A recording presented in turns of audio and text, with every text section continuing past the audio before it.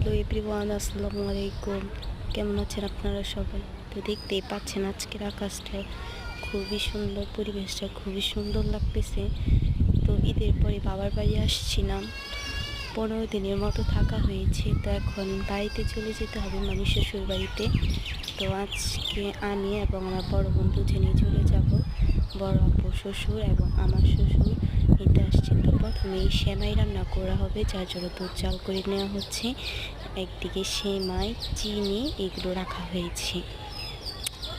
আলু ভাজি করা হবে, যার জন্য আলু এবং ডিম ভুনা করা হবে। পেঁয়াজ এগুলো কেটে নেওয়া হচ্ছে সুন্দরভাবে, বড় মা কাটাকাটি করছে।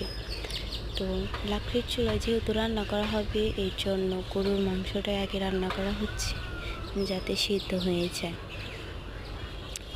একদিকে পোলাওয়ের চাউল বের করা হয়েছে, যেটা এখন পানিতে ভিজিয়ে রাখতে হবে। আমার শ্বশুর এবং আপুর শ্বশুরই পান খায়, যার জন্য বাবা পান, সুপারি এবং জর্দা নিয়ে আসলো হাট থেকে।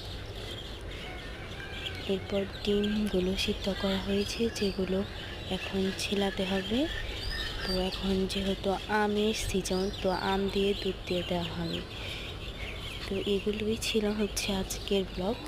তো এটা হচ্ছে আমার নিউ পেজ। তো আপনারা সবাই দোয়া করবেন, ভালো থাকবেন, সুস্থ থাকবেন। আল্লাহ হাফেজ। এবং বেশি বেশি করে লাইক, কমেন্ট, শেয়ার, সাবস্ক্রাইব করে দেবেন। আল্লাহ হাফেজ।